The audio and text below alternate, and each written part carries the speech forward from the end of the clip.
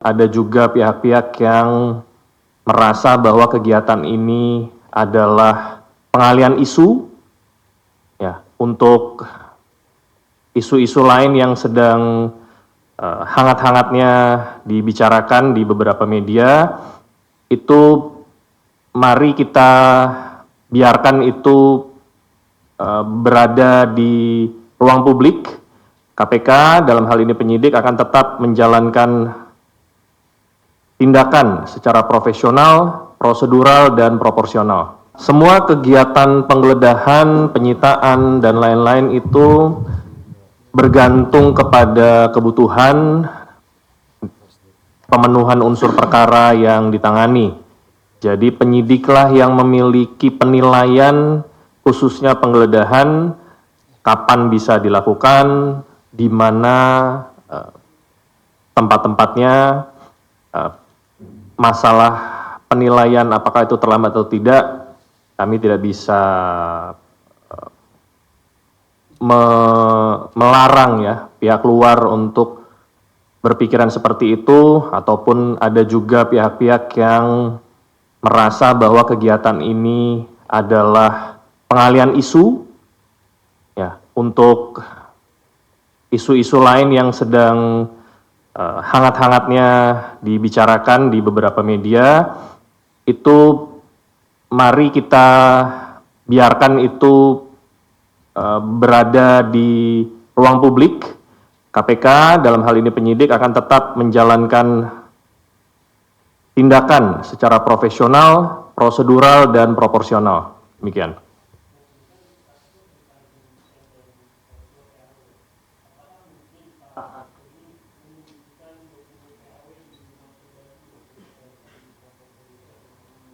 Ya, saya tidak bisa berandai-andai apakah ada yang disembunyikan atau tidak, tetapi penyidik memiliki kepentingan dalam melakukan kegiatan penggeledahan, jadi kita tunggu saja nanti hasilnya seperti apa.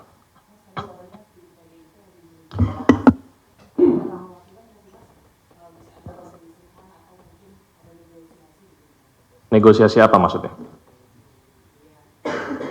Intervensi? Ya, sebagaimana yang sudah disampaikan oleh tim hukum PDIP sendiri bahwa mereka akan taat hukum, akan mengikuti prosesnya.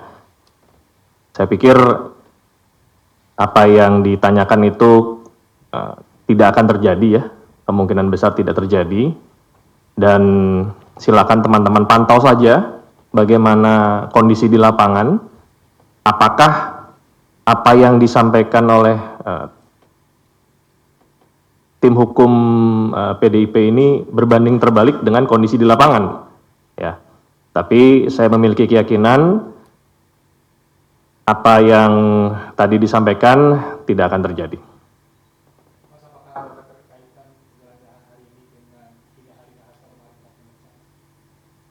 Itu saya tidak bisa jawab karena kembali kegiatan penggeledahan ini merupakan domain penyidik. Kapan penyidik mau melakukan penggeledahan, alat bukti apa yang sedang dicari, itu sepenuhnya kewenangan penyidik. Apakah ada kaitan atau tidak? Saya pikir tidak ada, karena Saudara HK juga sudah menyampaikan konfirmasi ketidakhadiran, dan pasti akan dilakukan reschedule ya. Jadi sekali lagi kegiatan penggeledahan tidak ada kaitan dengan ketidakhadiran Saudara HK kemarin.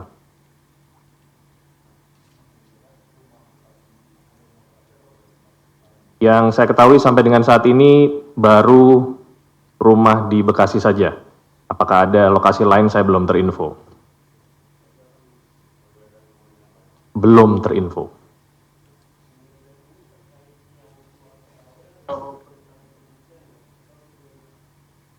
Itu juga belum terinfo.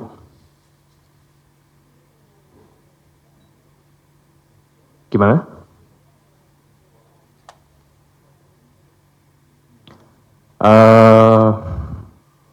Kemungkinan besar menjelang siang ya, menjelang siang.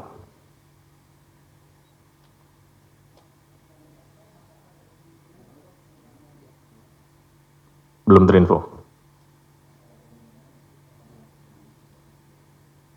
Belum terinfo.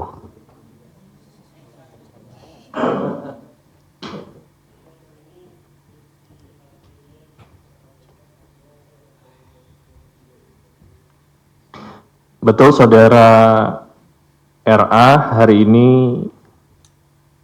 dijadwalkan hadir sebagai saksi dan sudah selesai. Yang bersangkutan didalami keterangannya terkait pencalonan Saudara HM sebagai caleg ya, calon legislatif. Jadi seputar itu yang ditanyakan oleh penyidik. Startnya saya kurang terinfo, yang jelas selesainya sebelum pukul 11 siang.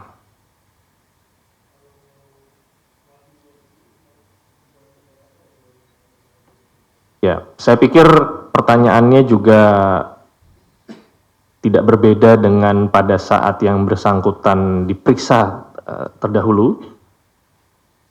Pengetahuannya bagaimana Saudara HM ini dicalonkan menjadi caleg, lalu hal-hal lain seputar tentunya tindak pidana yang pernah dikenakan kepada yang bersangkutan. Apakah ada perkembangan baru, nanti kita perlu melihat di persidangan, karena saya juga tidak bisa menyampaikan materi apa yang sudah disampaikan oleh Saudara Wahyu kepada penyidik saat ini.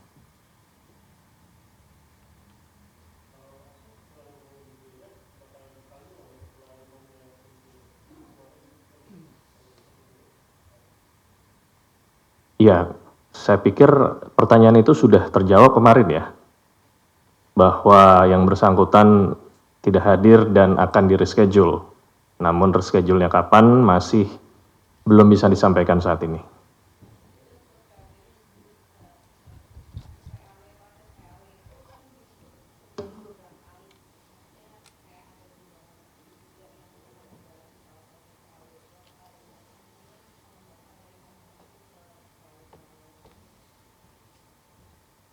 Kemungkinan itu ada selama memang ada alat buktinya. Saya juga tidak menguasai materi penyidikannya seperti apa. Yang jelas seluruh pihak yang memang dinilai oleh penyidik memiliki tanggung jawab atau bertanggung jawab dan ada alat bukti untuk dimintakan pertanggungjawabannya, tentunya dapat diproses lebih lanjut.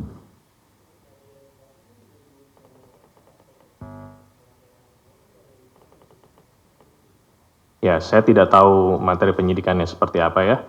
Kembali, penyidik yang memahami bagaimana konten perkaranya. Kalau seandainya memang apa yang disampaikan Mas Chandra tadi ada alat bukti segala macam, tentunya penyidik bisa melaporkan kepada pimpinan untuk dapat ditindaklanjuti.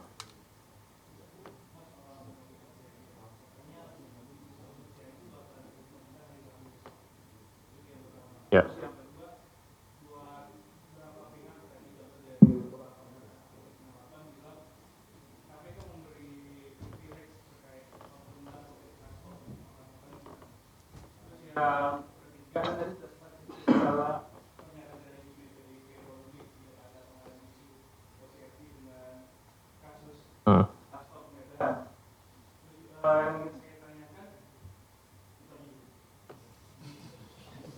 Oke, yang pertama pernyataan itu dari Saudari Agustiani Tio bahwa dia akan dia akan hadir hari Rabu. Oke, kemungkinan itu benar, tetapi nanti saya akan konfirmasikan kembali ya sama penyidiknya benar atau tidak. Tapi kita tunggu saja hari Rabu, yang pertama. Yang kedua, KPK memberikan privilege. Kemarin saya juga sudah menyampaikan hal tersebut di doorstop bahwa penjadwalan ulang itu mahfum dilakukan di KPK bila memang saksi maupun tersangka ada kendala baik itu kesehatan maupun hal-hal lain yang memang dinilai oleh penyidik itu bisa dilakukan reschedule. Nah, apakah alasan saudara HK ini masuk ke dalam tindakan atau alasan yang patut dan wajar? Saya belum bisa menyampaikan itu.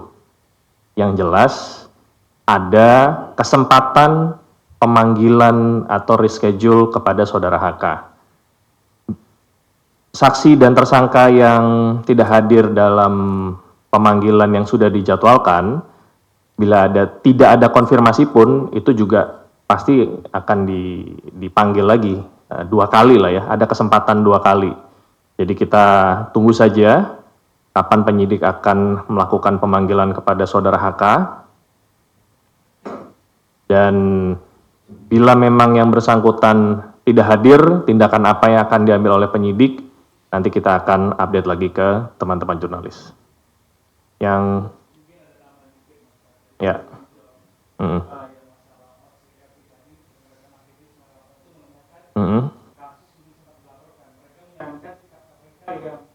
hanya menunggu laporan masyarakat terkait kasus yang sempat dilaporkan oleh dan mereka kasus yang sempat dilaporkan, ya contoh kasusnya itu soal verifikasi Kaisang dan si Gibran di PPSN tahun 2020 itu kan laporan publik. Itu kasus kedua itu masalah kapasitas verifikasi pajak yang sempat heboh kemarin. Oke. Dan yang ketiga masalah Almeida. Oke. Itu perkembangannya gimana? Ya. Sampai dengan saat ini belum ada perkara dimaksud di tahap penyidikan. Apakah itu sudah naik ke tahap penyelidikan atau masih proses penelaahan di PLPM, saya juga tidak memiliki akses ke sana karena sifatnya rahasia. Tetapi kalau memang ada alat buktinya, tentunya dapat ditindaklanjuti. Ya. Tidak semua hal atau tindakan penelaahan di tingkat pelaporan maupun penyelidikan bisa dibuka ke publik karena sifatnya juga ada yang sifatnya tertutup. Pada saat itu sudah dinaikkan ke tahap penyidikan, berdasarkan kebijakan saat ini semua perkara akan disampaikan ke masyarakat ya. Jadi penetapan tersangka itu akan langsung dilakukan rilis. Jadi kita tunggu saja kalau seandainya memang proses tersebut ada, nanti kita akan sampaikan. Tetapi yang jelas belum ada perkara dimaksud di tahap penyidikan sampai dengan saat ini. Ya, itu pertanyaan yang sudah sering disampaikan. Untuk menentukan kasus apa yang bisa ditangani KPK, ada kriterianya. Ya, teman-teman bisa melihat di undang-undang ya. Kriterianya yang pertama kerugian negara minimal 1 miliar. Yang kedua pegawai negeri atau penyelenggara negara. Kalau dulu ada mendapat perhatian publik, tapi kalau sekarang sudah tidak ada lagi. Jadi 2 hal tersebut. Nah, apakah perkara yang dilaporkan itu masuk kriteria KPK atau tidak? Itu bisa dilihat. Jadi tidak semua perkara bisa ditangani oleh KPK, itu yang pertama. Yang kedua, apakah alat buktinya sudah cukup atau tidak? Tidak semua perkara yang menurut setiap orang ada tindakannya bisa ditindaklanjuti. Kenapa? Karena kembali lagi dalam menetapkan seseorang menjadi tersangka atau menaikkan perkara itu di KPK karena KPK sampai dengan saat ini hampir mencapai 100% conviction rate. Kita betul-betul prudent dalam hal keyakinan bahwa orang tersebut diduga keras melakukan tindak pidana yang dituduhkan dan memang alat buktinya benar-benar firm. Ya, jadi kenapa seperti itu? Ya karena rezim terdahulu tidak mengizinkan KPK untuk melakukan SP3 sehingga harus hati-hati dan prudent dalam menetapkan seseorang menjadi tersangka. Demikian.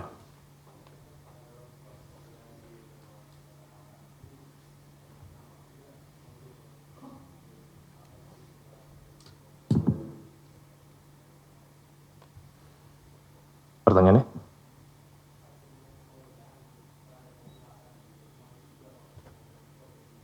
Oh, belum. Belum. Jadi bagaimana dinamika di sana, apa hasilnya sampai dengan saat ini saya belum terinfo sama penyidik. Kenapa? Karena masih berlangsung. Kalau belum ada bukti yang bisa disampaikan, apakah ada tujuan utama atau bukti prioritas yang ingin dicari di sana?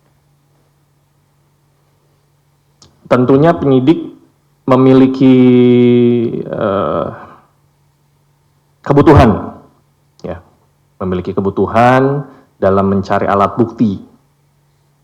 Tapi bukti apa itu yang jelas belum bisa dibuka saat ini, apa yang dicari. Kalau kita sampaikan saat ini, nanti bisa-bisa buktinya menghilang, ya, atau dihancurkan.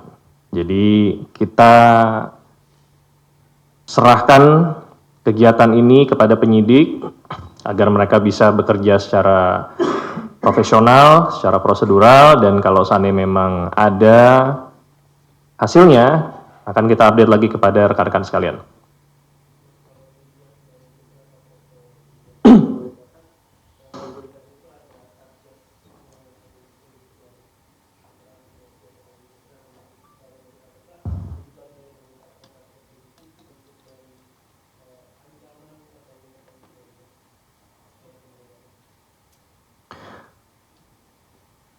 Siapapun bisa menjaga selama tidak melakukan kegiatan yang berpotensi menghalang-halangi prosesnya.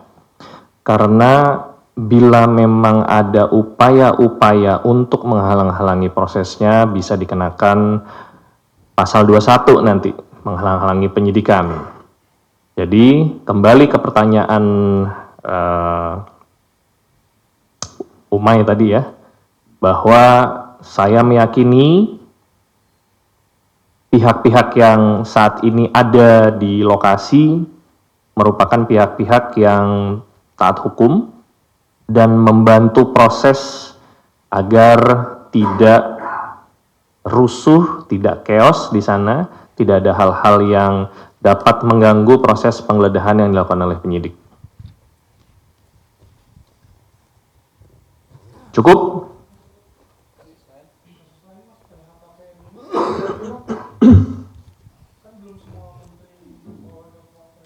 Ya. Waktunya sudah habis belum ya? Tanggal 21 Januari. Ya.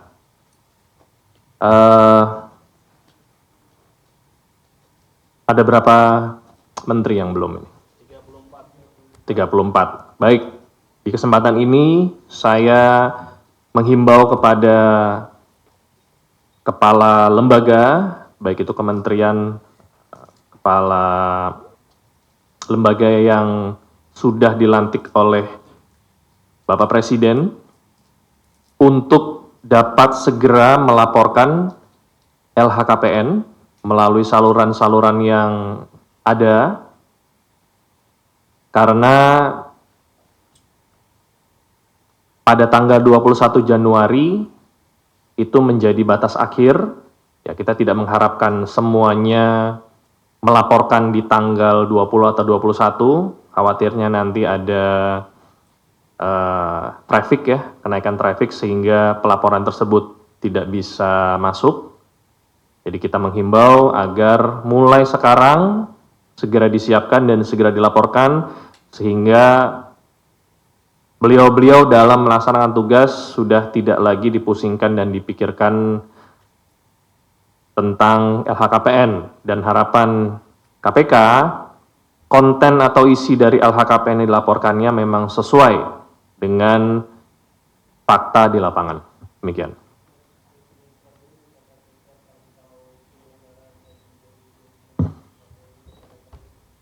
Ya. Baik, KPK sedang menyiapkan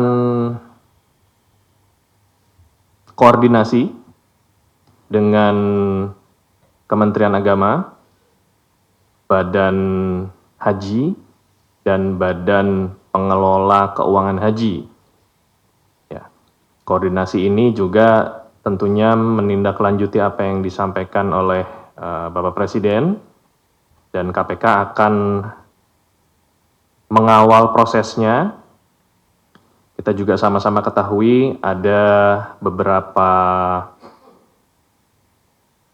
kolega kita yang saat ini juga sudah dilantik dan ditempatkan di Badan Haji ya, kalau tidak salah, mantan-mantan pegawai KPK yang memang mereka juga ditugaskan di sana untuk mengawasi dan membantu proses pelaksanaan haji.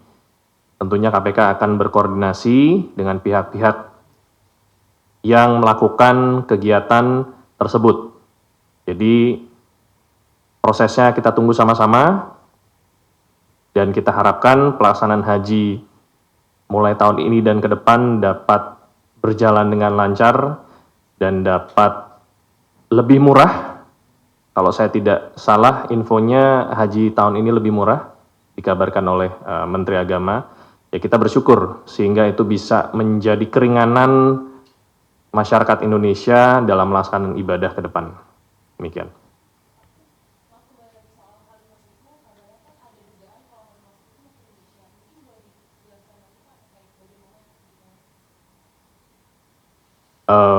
Saya tidak bisa menjelaskan detail. Nanti kalau seandainya memang sudah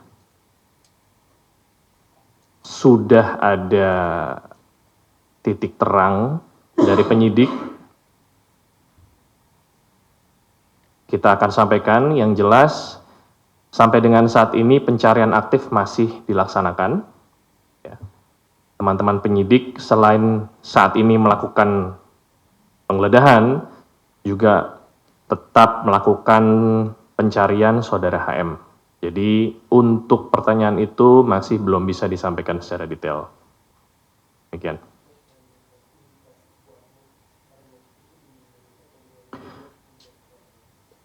Ya, nanti kalau ada indikasi yang lebih kuat akan kita sampaikan.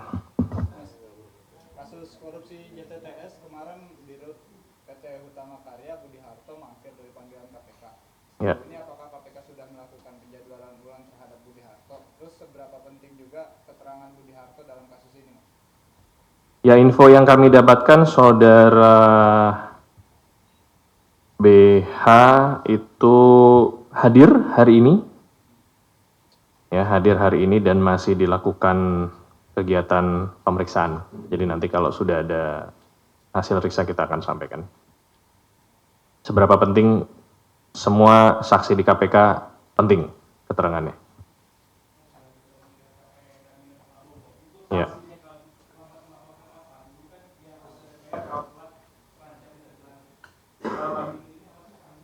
Ya, itu dikembalikan ke Bapak Presiden. Karena tidak ada tools untuk memberikan sanksi dari KPK kepada pihak-pihak yang telat melaporkan LHKPN. Jadi LHKPN itu menjadi salah satu bentuk pengawasan kepada pegawai negeri atau penyelenggara negara. Tinggal bagaimana masing-masing kementerian dan lembaga mengatur bila pejabat X tidak melaporkan LHKPN, apa sanksinya? Itu kita serahkan ke kementerian dan lembaga masing-masing. Demikian.